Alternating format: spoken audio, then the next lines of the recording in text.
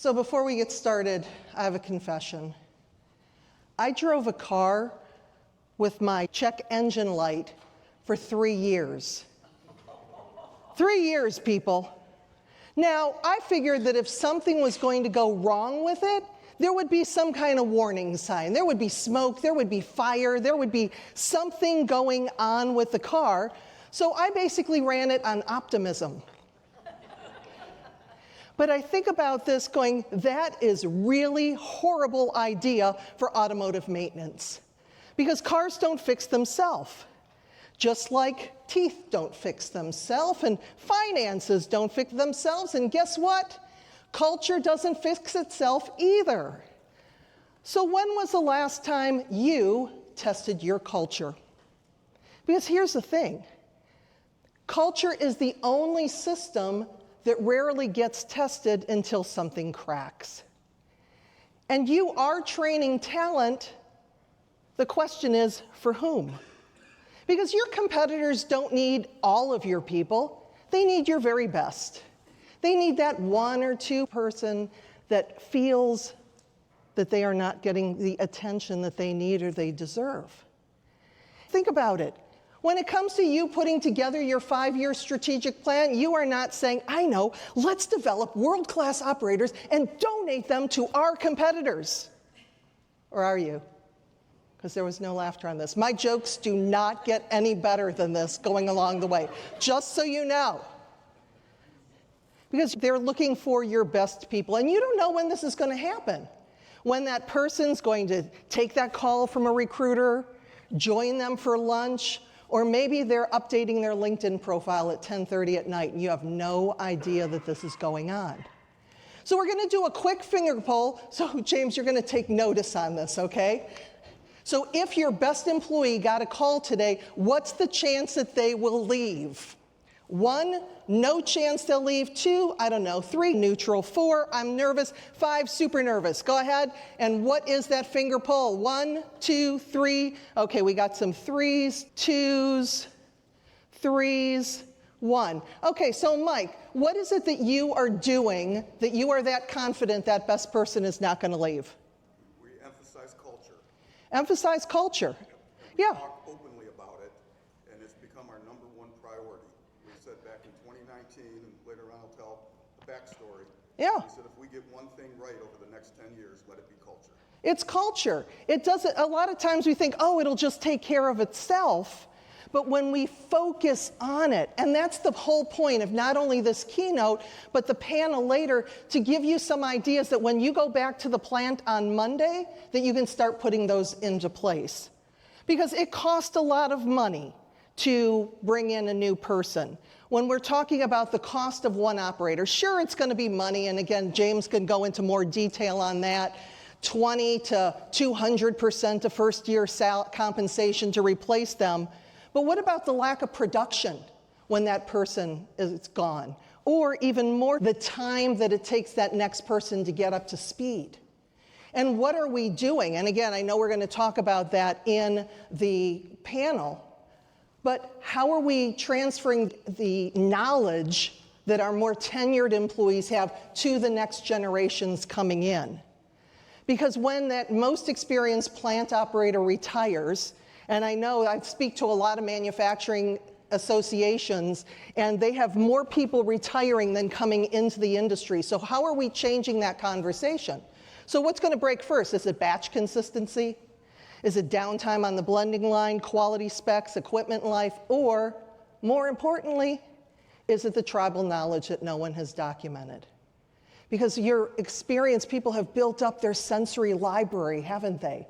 They can smell, they can touch, they can feel, they can see when something is going on. And you say, how do you know that? And it's, I don't know, just do it. So how are we figuring out how to bring that knowledge to the next generation? Because vacancies are visible, but capability loss is not. So people aren't leaving just for money. Yes, money's a big thing, I know that. I also think it's the biggest lie. Because people say, yeah, I'm quitting my job, I'm gonna get more money. You're making $1 more an hour, dude. If it wasn't for that you were some kind of unsatisfied, you wouldn't have been looking to begin with. They're not leaving necessarily because of the hours or the benefits. They're leaving because they feel invisible. And they're asking themselves, do I matter here?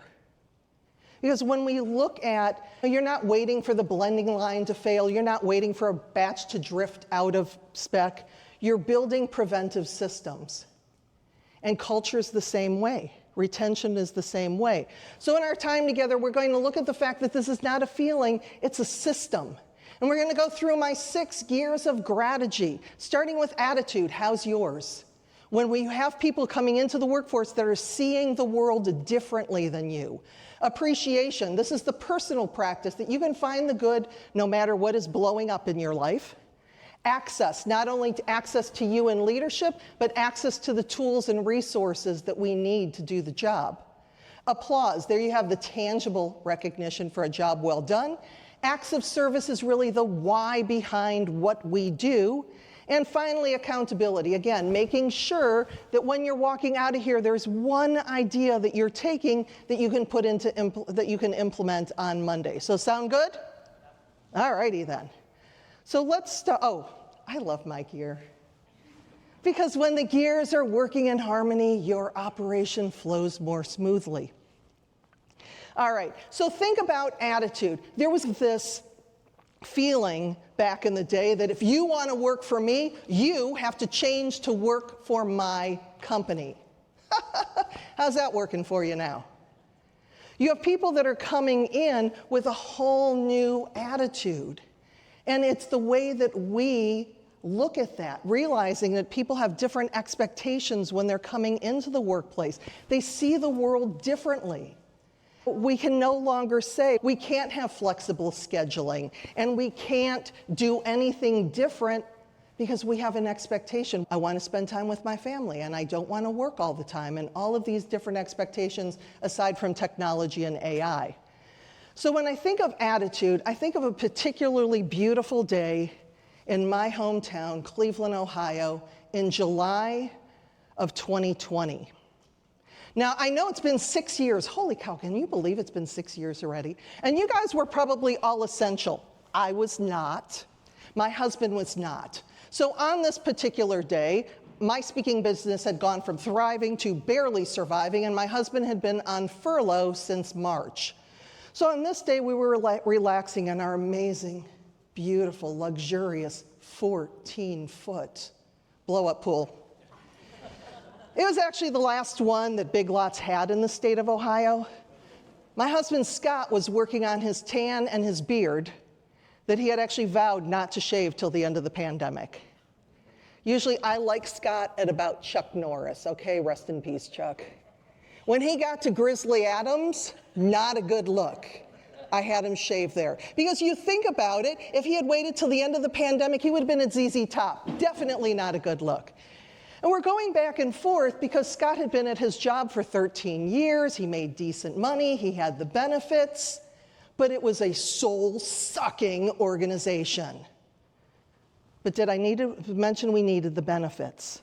So we're kind of going back and forth. How are we going to do this? So we updated his LinkedIn profile. Now, he did get called to work, back to work in December. Aww. But the following year, in June, somebody found him on LinkedIn, and he's going to be celebrating his 5-year anniversary this year. And I can tell you, you know the whole saying, happy wife, happy life thing? Happy husband absolutely changed life. Because Scott has to work until I turn 65, because I never want to live without benefits that he provides for me.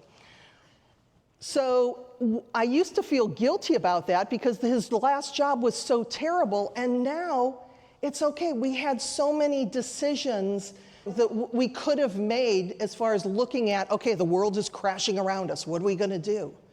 But we chose differently. And that's where things like my podcast came up. Lots of podcasts came up during the pandemic. Mine is actually still going. But the other thing that it reminds me of was my first day in the welding industry. So here I am, I'm this only woman in a room full of guys looking around going, I have no idea what I'm doing. I figure these are all dudes. They know how to weld. I did not. The only thing I knew about welding is it was the magical glue that holds together the roller coasters at Cedar Point Amusement Park so that they don't fall apart. Other than that, no idea.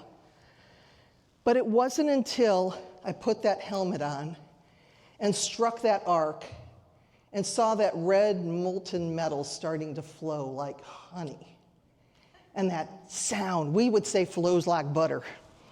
And that sound, like this industrial symphony, you can hear when you're welding a good bead. And of course, the smell, if by any chance you're not familiar with it, think of 4th of July and lots of fireworks. I loved the industry to the point that not only did I become the president of the American Welding Society Cleveland chapter, but I also took 4 quarters of welded art at the local community college. There's some of the work that I've done.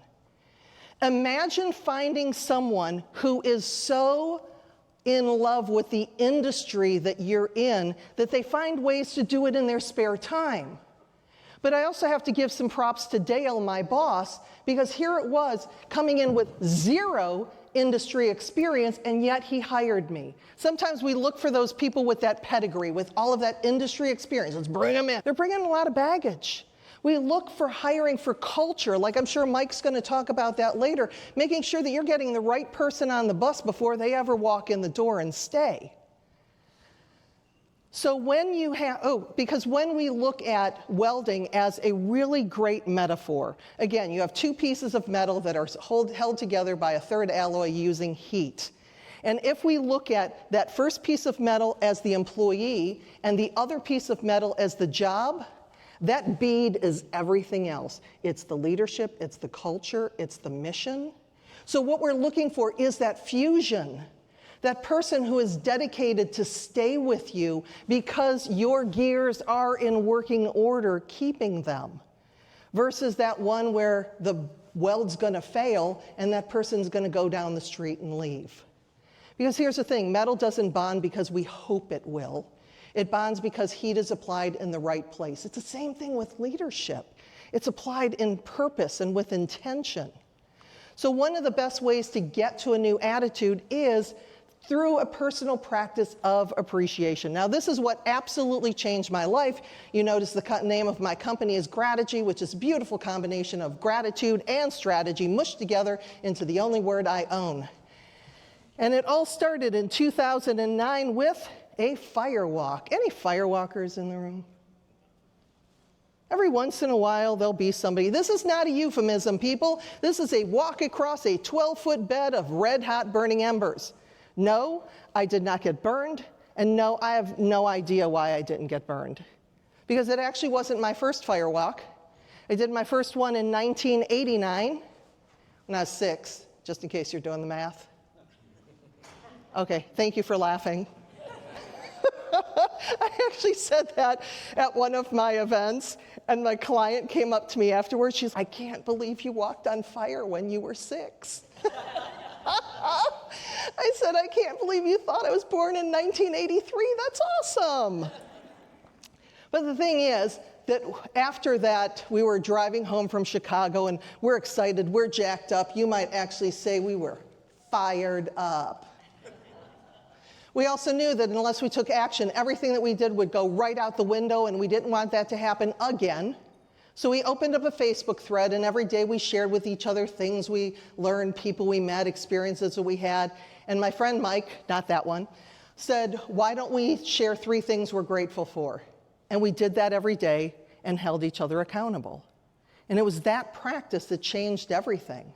And I was in medical sales by that time, and customers I hadn't talked to for months were calling me, hey, can you come in and sell me some stuff?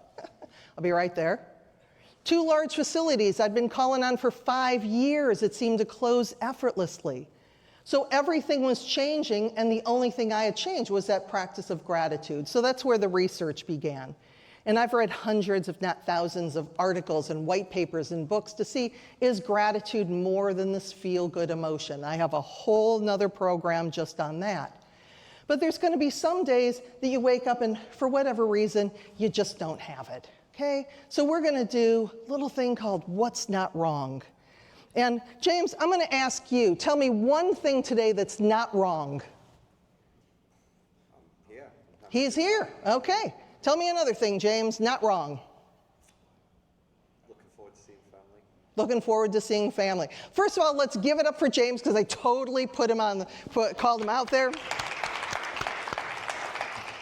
And James, you showed that beautifully. Because if I were to say, tell me 3 things you're grateful for, you would have been able to go like this, wouldn't you? But when you say what's not wrong, your brain does this little backflip thing. So I want you to just turn to your neighbor and back and forth one time, really short. Turn to your neighbor and say, what's not wrong? Tell them one thing. Go ahead.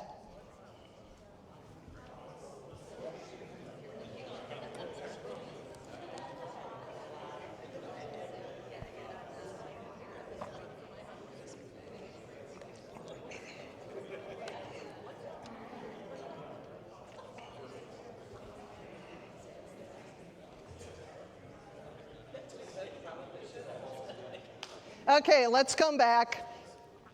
I just wanted you to experience that because isn't it true that your brain kind of did a little backflip?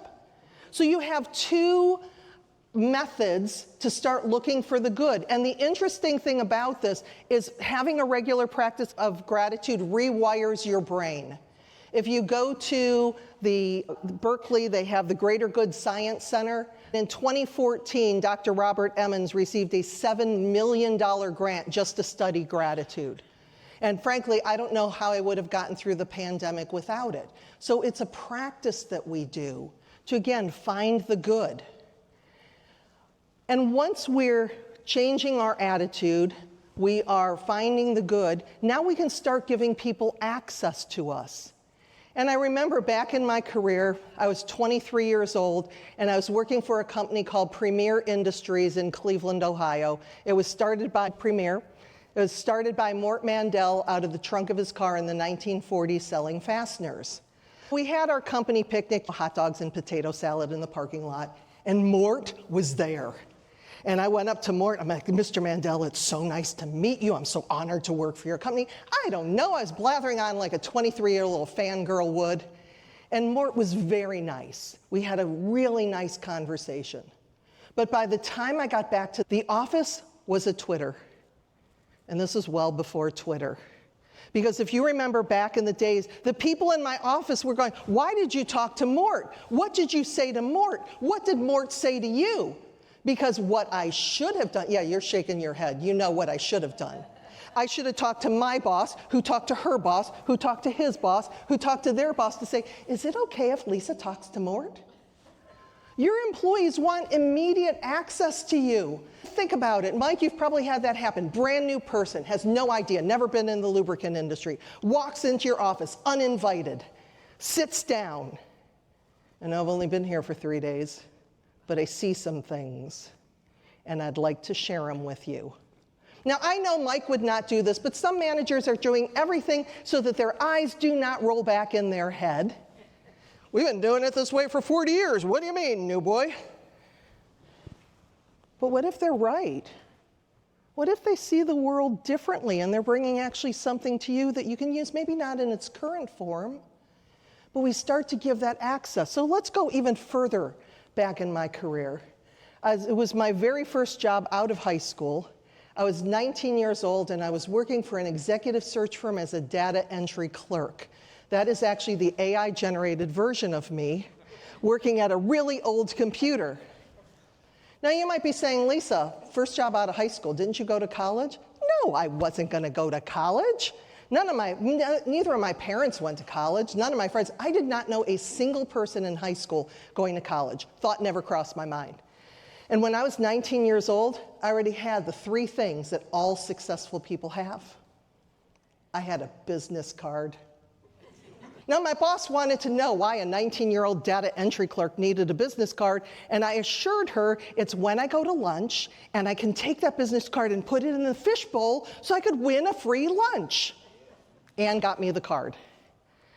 I had a title. I was not a data entry clerk. I was senior information specialist. And I had an office with a door, so I had made it. And one day I'm working on the computer, putting applicant data into our mainframe, and Ann walked in my office and she said, would you like to take a Dale Carnegie class? And I said, Dale who? And if you're saying, Dale who? Dale Carnegie wrote one of the most important books ever written for business and personal development called How to Win Friends and Influence People in the 1930s. And Anne was inviting me to take the Dale Carnegie class. She could have asked anyone. It was only open because a VP couldn't go. But she offered it to me, and it was that invitation that not only led to everything that I'm doing with speaking, but I developed a level of learning. And for the next 14 years, I went to college, worked all day, went to school at night, Tuesdays and Thursdays, 6 to 8, 8 to 10. Lisa, why didn't you go on Wednesdays? Dynasty was on Wednesdays. I had my priorities. But the point being, who in your organization is one invitation away from being indispensable? Maybe it's somebody in the warehouse, in the shop. We're all busy, so when you have somebody that's actually looking for more responsibility to learn and grow because that's what they want, give it to them. We look for ways to connect with people, and there's still always people are saying, Lisa, if I invest all that money in my employees, they're just going to take that training and leave anyway. What if you don't invest in them and they stay? So we look for ways, and that's what employees want. They want to know you care enough about them. And yes, I did borrow pictures from your Facebook page. But think about how you are investing in your people. It can cost a lot of money, sending them out to training, bringing in a trainer, shameless plug. But there's 1 million hours worth of content being uploaded to YouTube every day.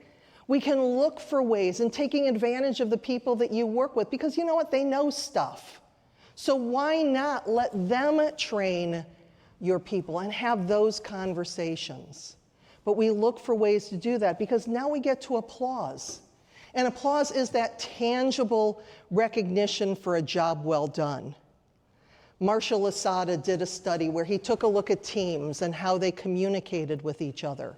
And what he found on a high-performing team was a 6-to-1 positivity ratio. What does that mean? For every one negative thing, they'd hear 6 positives. And that wasn't all, oh, yay, everything you do is so good. That's a good start to an idea. Let's see how we can build on it. At the Lasada line, which is a little under 3-to-1, that is where your employees are at neutral, okay? Neither engaged nor disengaged. That's where your quiet quitters hang out. I don't know why we have to keep naming everything, but quiet quitters was one of the labels that we came up with. But think about these people. They are doing exactly enough work so that they don't get fired, and you're paying them exactly enough so that they don't quit. But below that line, that's where your problem children are. And we think about the Gallup numbers. Gallup's been doing this poll since the early 2000s, hasn't changed much. About 30% of your employees are actively engaged, about 20% of your employees actively disengaged. We have 50% of our employees that are in that quiet quitter. And we know that some of our employees are going to be easier to recognize than others, right? But what if we just start paying attention? Catching people in the act of doing things well. Because now I can say, you know what, thank you so much for coming in every day. I know that I can count on you. And now I've just given you the tools to move into rock star, because you're going to be like, that felt pretty good. How do I get more of that? Because you think about these people down here, they want company, don't they? Come join us. So we look for ways to catch people. I love this quote. Guy came up to me after one of my programs, and he said, when I do something wrong, I get recognized 100% of the time. And when I do something well, it rarely gets noticed. We need to flip that. Think about in kindergarten how awesome it was to get a gold star. This is your opportunity. You have been around ILMA for a long time. Some of you have known each other for decades. So we can give each other verbal gold stars. So at some point today, we have the panel, then after that, you'll be back in the base camp, have the happy hour as we close this thing out.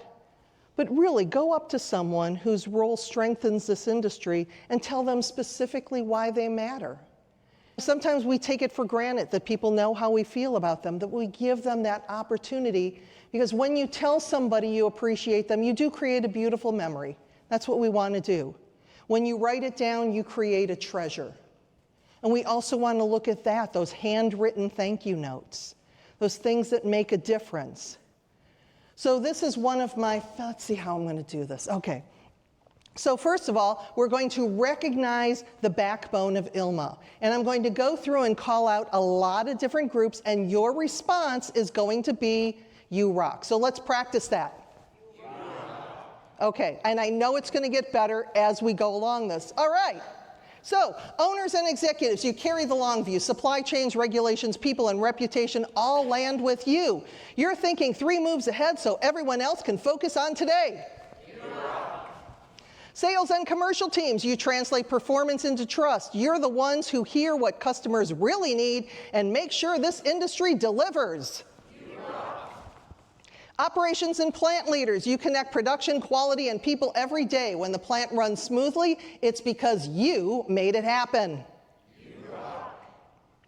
Technical, R&D, and quality experts, you protect the integrity of the product. Formulations, testing, and specifications matter because reliability depends on it. Supply chain and logistics teams, you move product through a complex world of regulations, routes, and realities. When deliveries arrive on time, it's because you made that happen. Marketing compliance and business support, brand, documentation, regulatory alignment, customer communication. The industry runs because the details are handled right. Oops, there it is. And finally, next generation talent. You're learning from people who spent decades mastering this craft. You're building something that will outlast all of us. Okay, so now what we're going to do is, okay, because there's so much fewer people on this side, we are going to split the room in 2, right down this table. So if you're on this side of my arm, so what we're going to do is I am going to have you guys stand up. Just stand up. Don't worry, you're not going to be rubbing anybody's shoulders. She's making us stand.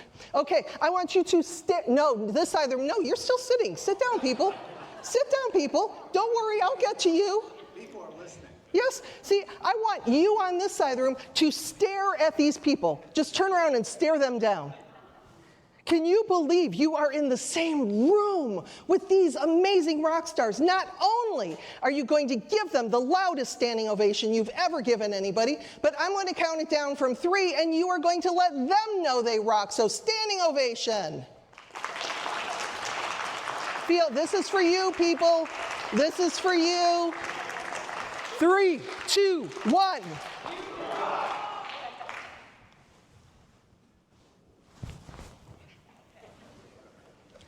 Now, this is not a competition, which immediately turns it into a competition. So I want you to stare at the people on this side of the room. Can you believe you are in the same room with these amazing industry rock stars? I want you to give them the loudest standing ovation you've ever given anybody. Then we'll count it down. Feel it, people. Come on. This is for you. This is for you. 3, 2, 1.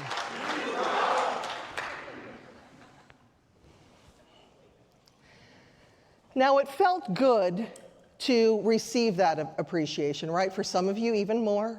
I saw you. But it probably felt even better to give it. And that's what we're looking for. We're just looking for ways to catch people in the act of doing things well and recognizing them specifically and getting it out of our mind. We're not coddling. We're not thanking everybody for doing their job. They get thanked every Friday. No. It's specific. And we look at ways to thank them in the way that they want to be thanked. The All About Me sheet, finding out what is your favorite candy bar, your favorite hobby, favorite sports team, and then recognizing people in that way. Finding out, do they like to be recognized publicly or privately? So we learn all of these things so that we can specifically recognize people. And from me to you, to everyone in this room, every batch, every shipment, every customer solution represents hours of invisible effort. And today and this week, we're taking the moment to see that. So I want to let you know, you rock. So think about, again, going forward, we're going to have lots of ideas on the panel coming up. But how are you recognizing your people? Taking the time for that handwritten thank you note, for those milestones. I think about milestones, and a lot of people start at 3 years or 5 years, start at 1. Because about every 18 months, your younger employees are starting to look around, ooh, I wonder what else is out there. But if we celebrate the heck out of them being with us 1 year, there's a good chance they're going to be there too. Now, I was speaking at a conference last month, and this is probably the best, wildest idea that I had heard when it came to milestones, and that this company actually gave, on their 10-year anniversary, they gave a $10,000 bonus for them to take their family on a fabulous vacation. So the stipulation was you got 10 grand, but here's a picture frame that goes along with that. So you're going to take your family on this fabulous vacation, and when you come back, you're going to fill that picture frame with one of those memories. Do you think anybody quits at 8.5 years? Do you think their spouses or partners let them quit at 11? No, because they do it again at 20. So we're just focusing from handwritten note to $10,000 bonus, there's everything in between. And acts of service. When it comes to bringing people in the industry, a lot of times it's, here's your money, here's your hours, here's your schedule. But the conversations that are happening in this room, I was speaking at an event, and a guy said that they made helicopter blades for Black Hawk helicopters. And he shared the story that helicopter was off on a mission, took on some enemy fire, got back. What the Army did is they took that blade off, and they sent it back to the manufacturer with a note signed by all the people that were on that chopper, thanking them for the quality product that they did. They took that blade, they put it up in the plant with that framed note. Do you think the quality went up? You think that pride went up? We have the conversations, and I'd love for you to complete the sentence. Take a picture of the screen if you need to look at it later. Because we do what we do, someone somewhere can. It's the conversations you're having here. We love war stories because war stories are fun. But it's also why we're making a difference, how we're making a difference. That's what keeps us coming back to events like ILMA every year. So some ideas in that. Vehicles are running safety. Manufacturing lines keep moving. Critical equipment lasts longer. Because most people never think about the lubricant that made it all possible. And you know what? That's the point. These are the conversations we want to have. So how clearly are you connecting your work with that bigger picture?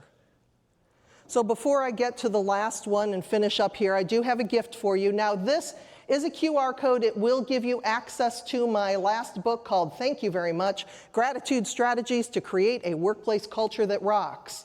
It will ask you some questions about the program. It does not take the place of the survey that you will be getting from ILMA. But you'll be able to download that book. And it's not designed to be read cover to cover. There's a chapter in there called No Employee Ever Quit Because of Too Much Training. But my favorite chapter starts on page 85, and it's about the stay interview. Now think about it. We all know what exit interviews are, right?